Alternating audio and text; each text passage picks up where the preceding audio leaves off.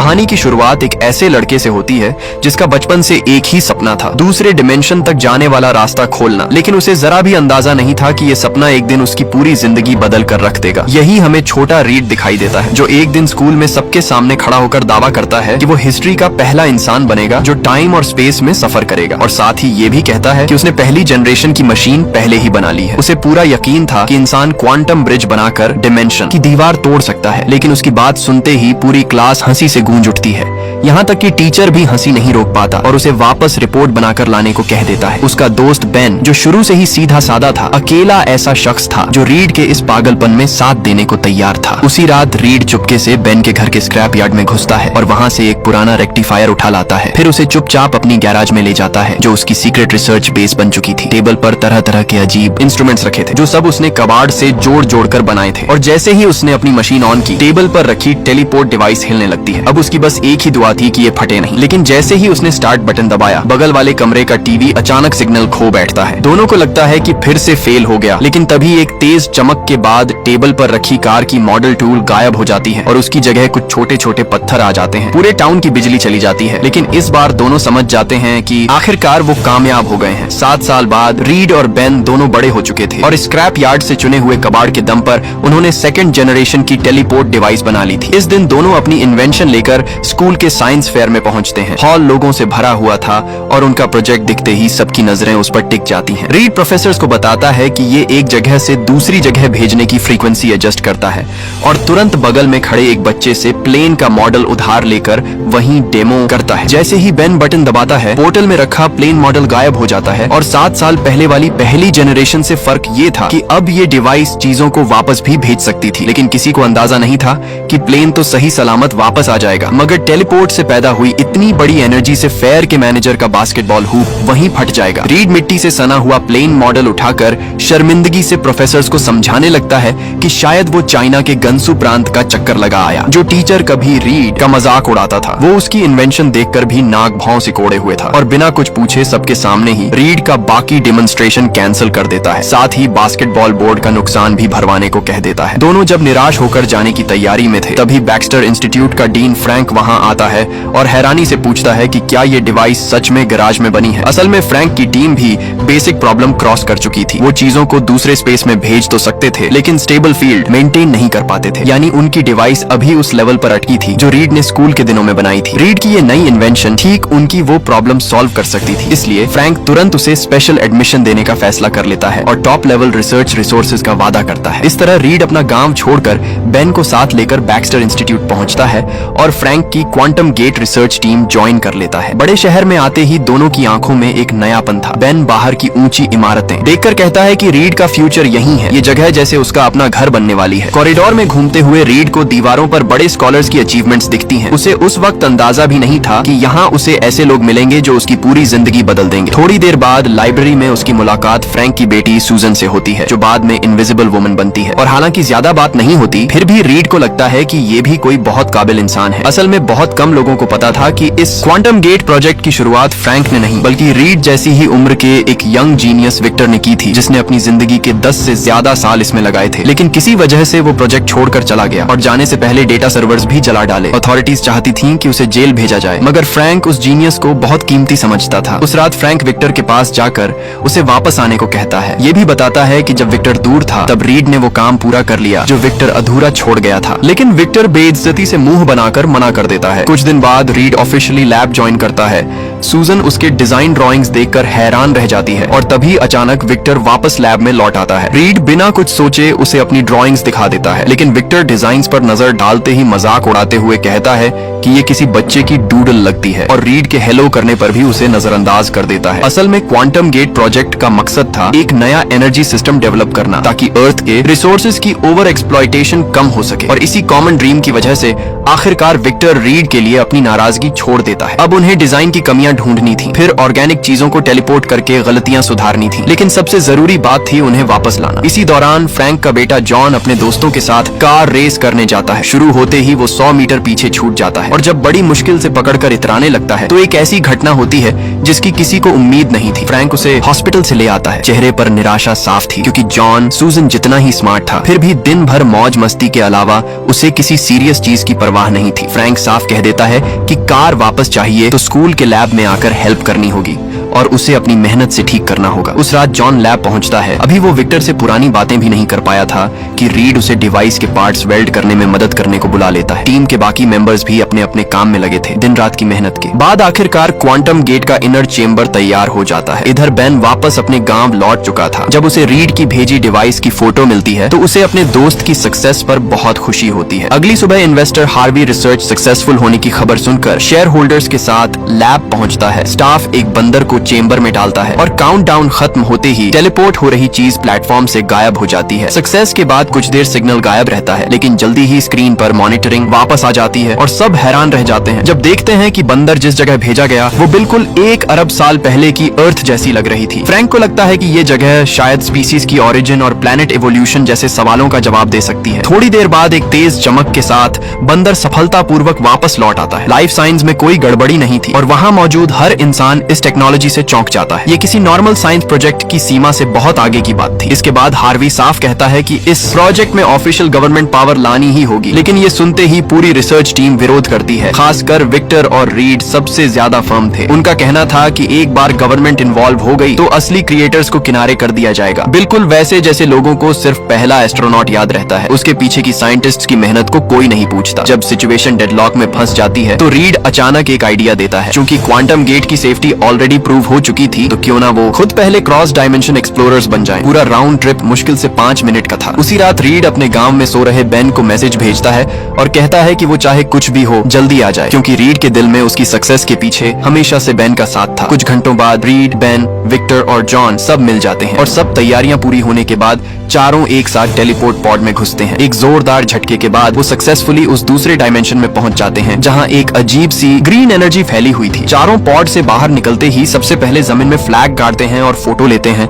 उन्हें हैरानी से पता चलता है कि ये एनर्जी मानो अपना खुद का कॉन्शियसनेस रखती है, यहाँ तक कि बाहरी एनवायरनमेंट के हिसाब से रिएक्ट भी करती थी। ये एनर्जी असल में क्या है, ये समझने के लिए वो क्लिफ से नीचे उतरने का फैसला करते हैं। हैरानी की बात ये थी कि ये ग्रीन सब्सटेंस फिजिकल टच पर भी रिएक्ट करती थी, जैसे कोई नर्व इंपल्स हो। क्यूरियोसिटी में विक्टर अपना हाथ उसमें डाल देता है। अगले ही पल सब लोग डर कर भागने लगते हैं। बड़ी मुश्किल से रोप पकड़कर ऊपर चढ़ते हैं तो पीछे से आई एनर्जी उन्हें फिर से हिट करती है। विक्टर बच नहीं पाता, वो रोप से हवा में लटका रह जाता है। बाकी लोग उसे ऊपर खींचने की पूरी कोशिश करते हैं, लेकिन इस एनर्जी के सामने इंसानी ताकत बहुत छोटी साबित होती है और आखिर में उन्हें बेबसी से देखना पड़ता है कि विक्टर नीचे गिर जाता है। अब वापस लौटने का कोई रास्ता नहीं बचा था। तीनों बेबस होकर पॉड में घुसते हैं, लेकिन ठीक इसी वक्त रिटर्न सिस्टम काम करना बंद कर देता है। कंट्रोल रूम में बैठी सूजन ये सब देखकर तुरंत तेजी से कंप्यूटर पर काम करने लगती है। कई बार ट्राई करने पर भी कामयाब नहीं होती और मुश्किल तब बढ़ जाती है जब उस डायमेंशन में अचानक तेज आंधी आ जाती है। आखिरी पल में सूजन आखिरकार रिटर्न सिस्टम स्टार्ट करने में कामयाब हो जाती है और तीनों की चीखों के बीच पॉड किसी तरह अर्थ के लैब में सही सलामत वापस आ जाता है। टक्कर की जबरदस्त एनर्जी से सूजन वहीं बेहोश हो जाती है। रीड जब आंखें खोलता है तो उसे पता चलता है कि बेन भी बेहोश पड़ा है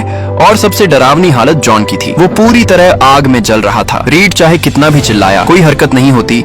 वो अपने जख्मी शरीर को घसीटते हुए बेन की तरफ बढ़ता है, लेकिन सामने का नजारा देखकर उसकी आवाज ही निकलना बंद हो जाती है और वो वहीं डर के मारे बेहोश हो जाता है। जब उसे फिर से होश आता है तो उसे पता चलता है कि उसका पूरा शरीर अब 10 मीटर लंबा हो चुका था। लेकिन ऐसी हालत में भी रीड अपने दोस्तों को नहीं भूलता। उस वक्त उसे अंदाजा भी नहीं था कि सूजन समेत जॉन और बाकी सब भी बिल्कुल अलग तरह की सुपर पावर्स पा चुके हैं। बेहोश पड़ी सूजन की लाइफ साइंस तो नॉर्मल थी, लेकिन वो बेकाबू तरीके से कभी दिखती कभी गायब हो जाती थी। जॉन के शरीर में आग अभी भी जल रही थी और फ्रैंक अपने बेटे को तड़पता देखकर छुपाया नहीं जा सकने वाला दुख लिए खड़ा था। अभी सब समझ भी नहीं पाए थे कि हुआ क्या है कि एक जबरदस्त एनर्जी उनकी तरफ बढ़ने लगती है। जॉन का शरीर हजारों डिग्री की गर्म आग की लपटें छोड़ने लगता है और उसे उड़ने की भी ताकत मिल जाती है। तभी रीड को बेन की मदद की आवाज सुनाई देती है। उस वक्त उसे बस जल्दी से जल्दी अपने दोस्त को बचाना था। हैरानी की बात यह थी कि उसने बस अपनी बांह हल्के से समेटी और उसका 10 मीटर लंबा शरीर तुरंत नॉर्मल हो जाता है। खुद को बांधे स्ट्रैप्स खोलकर वो बेन की आवाज की तरफ भागता है। दूसरों की नजर में आने से बचने के लिए एक तंग वेंटिलेशन शाफ्ट में घुसता है और आखिरकार एक टूटी फूटी जगह में उसे बेन मिलता है, जो अब पत्थर का इंसान बन चुका था। मेरे खुदा, रीड, मेरे साथ ये क्या हो गया? तभी चारों तरफ अलार्म बजने लगता है। घबराहट में रीड अपने साथ लड़ने वाले दोस्तों को छोड़कर अकेले ही फैसिलिटी से भाग जाने का फैसला कर लेता है। उस दिन फ्रैंक अपने कमरे में बैठा सोच में डूबा था। क्वांटम गेट प्रोजेक्ट पूरी तरह उसकी रिस्पॉन्सिबिलिटी के तहत था और अब इतना बड़ा हादसा हो गया था, इन्वेस्टर जरूर उसे परेशान करेंगे। और सच में थोड़ी देर बाद हार्वी वहां आता है। पहला ही सवाल था कि रीड कहाँ गया। फ्रैंक का मानना था कि वो बस डरे हुए बच्चे हैं, उन्हें मॉन्स्टर की तरह पकड़ना ठीक नहीं। लेकिन हार्वी का मानना था कि उनकी सुपर पावर्स देश के लिए बहुत बड़ी अहमियत रखती हैं, इसलिए अब गवर्नमेंट के साथ कोलैबोरेट करना ही एकमात्र रास्ता है। मजबूरी में फ्रैंक को समझौता करना पड़ता है। इसके बाद विक्टर पत्थर बन चुके बेन को ढूंढ निकालता है और बताता है कि रीड उसे अकेला छोड़कर भाग चुका है। फिर उसे देश के लिए काम करने पर राजी करने की कोशिश करता है। हमारे पास रिसोर्सेज हैं, दुनिया के सबसे बेहतरीन, हम इसका कोई ना कोई सोल्यूशन जरूर ढूंढ लेंगे। आखिरकार बेन हार्वी की बातों से राजी हो जाता है। 1 साल बाद इस दौरान बेन कई बार बैटलफील्ड में जा चुका था। उसका काम अब मिलिट्री के लिए एक सुपर वेपन की तरह इस्तेमाल होना था। बेन के अलावा जॉन और सूजन को भी मिलिट्री ने अपने कंट्रोल में ले लिया। गवर्नमेंट ने खास तौर पर उनके लिए ऐसे इक्विपमेंट बनाए ताकि वो अपनी पावर्स को बेहतर तरीके से कंट्रोल कर सकें। साइंटिस्ट्स को रिसर्च से पता चलता है कि ये सारी पावर्स एक ही जगह से आ रही हैं, एक डिमेंशन जिसे प्लेनेट जीरो कहा जाता है। यानी इस जगह में देश की मिलिट्री कैपेबिलिटी बदलने की भी पोटेंशियल थी। इसलिए हार्वी मिलिट्री के साथ मिलकर क्वांटम गेट 2 नाम का प्रोजेक्ट शुरू करता है। प्लान था आर्मी को भी उस डायमेंशन में भेजना ताकि सोल्जर्स को भी एनर्जी से एनहांस किया जा सके। इसी दौरान जॉन अपनी कस्टम बैटल सूट पहनकर फ्लाइंग प्रैक्टिस कर रहा था। बेस पर लौटने पर स्टाफ अनाउंस करता है कि उसने फिर एक नया रिकॉर्ड बनाया है, लेकिन जॉन को लगता था कि वो और भी तेज हो सकता है। उधर सूजन भी बैलेंस पर लगातार प्रैक्टिस कर रही थी। उसे लगता था कि मिलिट्री उन्हें ठीक करना चाहती है ताकि वो नॉर्मल लाइफ में लौट सकें। उसे अंदाजा भी नहीं था कि वो पहले ही एक एक्सपेरिमेंट सब्जेक्ट बन चुकी है। इसी वक्त हार्वी मिलिट्री के टॉप ऑफिशियल्स को बेस टूर करा रहा था। आज का main attraction quantum gate 2 device था, लेकिन उनके सामने एक बड़ी प्रॉब्लम थी। पहला क्वांटम गेट रीड और विक्टर की कंबाइंड रिसर्च का नतीजा था और अभी दोनों में से कोई भी बेस पर नहीं था। मिलिट्री ये भी चाहती थी कि बेन के अलावा जॉन भी बैटलफील्ड में भेजा जाए। इसे रोकने का बस एक ही तरीका था, जल्दी से क्वांटम गेट ठीक करके जॉन को क्यूर किया जाए। इसके लिए फ्रैंक खास तौर पर सूजन के पास जाता है और उसे कहता है कि वो रीड को वापस ढूंढ कर लाए। लेकिन सूजन का मानना था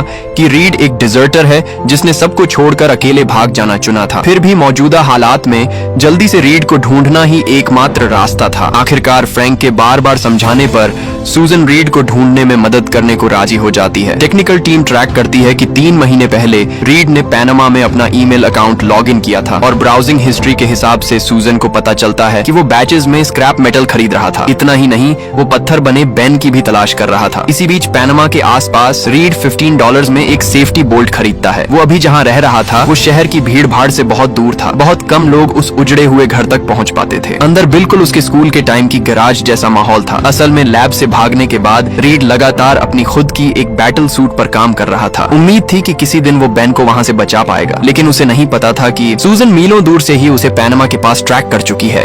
इस दिन जैसे ही रीड ने वेबसाइट पर लॉग इन किया, उसका IP एड्रेस सूजन और बाकियों ने पकड़ लिया। इसके तुरंत बाद हार्वी बेन के पास पहुंचता है और बताता है कि मिलिट्री ने उसके लिए एक नई मिशन तैयार की है, बिना ये जाने कि मिशन का टारगेट उसका अपना अच्छा दोस्त रीड ही है। इधर रीड अपने घर के बाहर कार फिक्स कर रहा था। अचानक पास रखी डिवाइस से अलार्म बज उठता है। उसे समझ आ जाता है कि मिलिट्री ने उसे ढूंढ लिया है। बिना कुछ सोचे वो सीधा जंगल में घुस जाता है, लेकिन ज्यादा दूर नहीं भागा था कि आसमान से उतरे सोल्जर्स उसे रोक लेते हैं। अच्छी बात ये थी कि रीड तुरंत रिएक्ट करके अपनी 40 मीटर लंबी बांह फैलाता है और सामने खड़े सोल्जर को पेड़ पर फेंक देता है। अपनी पावर्स के दम पर वो जल्दी ही सारे सोल्जर्स को खदेड़ देता है। तभी उसका पुराना दोस्त बेन आसमान से नीचे उतरता है। तुम यहीं छुपे हुए थे। Why? This is all my fault। Read को इस तरह बेन पकड़कर प्लेन में बिठा लेता है। अपनी पहले वाली भागने वाली हरकत के लिए रीड को बहुत अफसोस था। फिर भी वो बेन से प्रॉमिस करता है कि वो सबको ठीक करने का कोई ना कोई रास्ता जरूर ढूंढ निकालेगा। लेकिन चाहे दोनों पहले कितने भी अच्छे दोस्त क्यों ना रहे हों, बिट्रेयल झेल चुके बेन के लिए दोबारा ट्रस्ट बनाना आसान नहीं था। कुछ ही देर बाद रीड को सक्सेसफुली मिलिट्री बेस वापस लाया जाता है। ये सुनते ही सूजन तुरंत उससे मिलने आती है और बताती है कि उसने ये सब मजबूरी में किया, क्योंकि उन्हें रीड की क्वांटम गेट ठीक करने में मदद चाहिए थी। इसके बाद रीड को क्वांटम गेट प्रोजेक्ट बेस ले जाया जाता है। थोड़ी देर बाद फ्रैंक भी वहाँ पहुँच जाता है और रीड प्रोजेक्ट के डेटा में कुछ एडजस्टमेंट्स करता है। दोनों का एक ही मकसद था, बाकी सबकी सुपर पावर्स ठीक करना। लेकिन जॉन को शायद ये सब पसंद आ रहा था। रीड के डेटा एडजस्ट करने से पहले फ्रैंक खास तौर पर जॉन से बात करने जाता है। कहता है कि जल्दी ही वो सब अपनी पुरानी नॉर्मल लाइफ में लौट जाएंगे, लेकिन जॉन को ये बात मंजूर नहीं थी। आखिर उसे तो फ्रैंक ने ही जबरदस्ती लैब में हेल्प करने भेजा था। अब क्यों वो किसी और के हिसाब से जी। सब तैयारियां पूरी होने के बाद मिलिट्री क्वांटम गेट फिर से चालू करने की तैयारी करती है। प्लान था कुछ सोल्जर्स को उस डायमेंशन में भेजना। एक तेज चमक के साथ वो सब सक्सेसफुली टेलीपोर्ट हो जाते हैं। बेस पर आ रही फुटेज में रीड को हैरानी से नजर आता है कि वहाँ का लैंडस्केप बदल चुका है। हार्वे तुरंत सोल्जर्स को सैंपल्स इकट्ठा करने का ऑर्डर देता है। तभी एक टीम मेंबर को कुछ किलोमीटर दूर हीट सिग्नल डिटेक्ट होती है। वो सिग्नल उनकी तरफ ही बढ़ रहा था। दूरी कम होते होते उन्हें दिखता है कि वो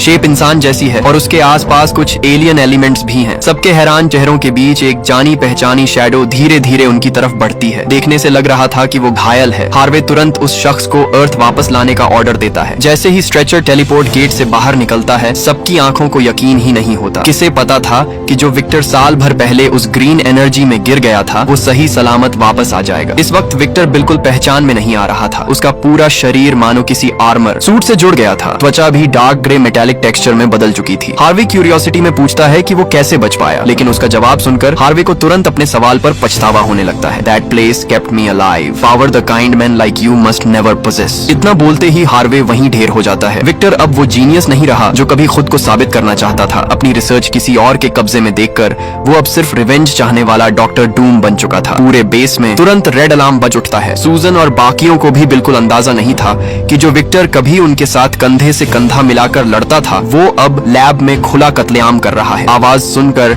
जब रीड और बाकी लोग वहां पहुंचते हैं तो जमीन पर दर्जनों लाशें पड़ी थी। इस अफरा तफरी में जॉन अचानक हमला करते करते बचता है। वो लगभग अचानक आई सूजन को ही चोट पहुंचा देता। अब उन्हें सबसे ज्यादा फिक्र फ्रैंक की थी। अच्छी बात ये थी कि विक्टर को अब भी पुरानी यादें याद थी, इसलिए उसने रोकने आए फ्रैंक पर हाथ नहीं उठाया। बस इतना कहा कि वो अपने असली घर उस डायमेंशन में वापस जाना चाहता है। दोनों जब इस बात पर बहस कर ही रहे थे कि जॉन और सूजन भी उसे रोकने पहुंच जाते हैं, लेकिन विक्टर कहता है कि अब बहुत देर हो चुकी है। Earth is dying. किसी को उम्मीद नहीं थी, लेकिन आखिर में वो फ्रैंक को मार डालता है। इसके बाद बिना पीछे मुड़े वो क्वांटम गेट में घुस जाता है। रीड बिना सोचे उसके पीछे भागता है, लेकिन विक्टर की जबरदस्त एनर्जी उसे वहीं उछाल देती है। और सबसे खतरनाक बात ये थी कि विक्टर ने जबरदस्ती टेलीपोर्ट चेंबर एक्टिवेट कर दिया, जिससे सिस्टम ओवरलोड होकर पूरी तरह कंट्रोल से बाहर हो जाता है। अगर ये रुका नहीं तो क्वांटम गेट एक ब्लैक होल बनाकर पूरी अर्थ को निगल जाएगा। उस वक्त उस डिमेंशन में विक्टर के पैरों के नीचे से एक विशाल एनर्जी पिलर उठती है, बिल्कुल जैसे सन वुकोंग की गोल्डन स्टाफ हो, सीधे आसमान तक जाती हुई। और उस विशाल एनर्जी से बेस पल भर में चूर चूर हो जाता है। किसी को कुछ समझ आता उससे पहले ही सबको उस डिमेंशन में खींच लिया जाता है। वहां पहुंचते ही उन्होंने विक्टर को लाइट कॉलम के नीचे एनर्जी अब्सॉर्ब करते देखा। उसे रोकना ही था, वरना अर्थ का बचना नामुमकिन था। जॉन बिना सोचे समझे सीधा उस पर टूट पड़ता है, लेकिन अटैक करने से पहले ही विक्टर के कंट्रोल किए हुए पत्थर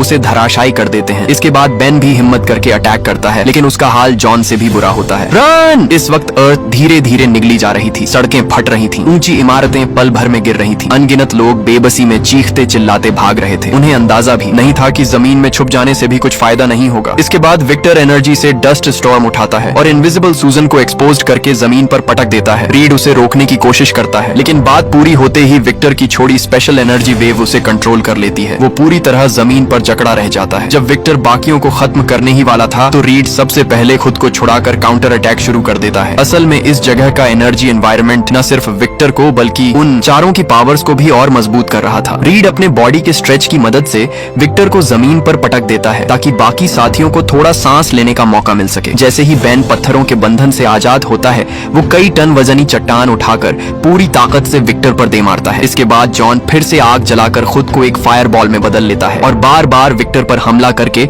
उसका ध्यान भटकाता रहता है। इसी मौके पर बेन भी फिर से अटैक करता है। आखिरकार ब्लैक होल की जबरदस्त खिंचाव और चारों की मिलीजुली ताकत से विक्टर पूरी तरह उस एनर्जी वॉर्टेक्स में समा जाता है। सूजन तुरंत एक एनर्जी शील्ड बनाकर सबको उसमें कवर करती है और सक्सेसफुली अर्थ वापस पहुंच जाती है। जैसे ही सब जमीन पर उतरते हैं, ब्लैक होल भी धीरे धीरे बंद होने लगता है। क्राइसिस खत्म होने के बाद मिलिट्री चाहती थी कि चारों को कैद करके फिर से वेपन की तरह इस्तेमाल किया जाए, लेकिन इस बार उन्होंने साफ इनकार कर दिया क्योंकि क्वांटम गेट का कोर डेटा सिर्फ इन चंद लोगों को ही पता था। आखिर में उन्होंने इसी बात को निगोशिएशन की शर्त बनाया और ऑफिशियल मॉनिटरिंग से आजादी हासिल कर ली। गवर्नमेंट ने उन्हें बैक्स्टर की सबसे ऊपरी फ्लोर भी दी, जहां चारों ने अपनी खुद की लैब बना ली। मूवी के आखिर में वो सब उस बिल्डिंग की छत पर खड़े हैं और अपनी मुश्किलों से गुजरी इस टीम को ऑफिशियली नाम दिया जाता है फैंटास्टिक फोर। लेकिन ये तो बस शुरुआत थी, आगे भी उनके लिए बहुत सी नई चैलेंजेस इंतजार कर रही थी।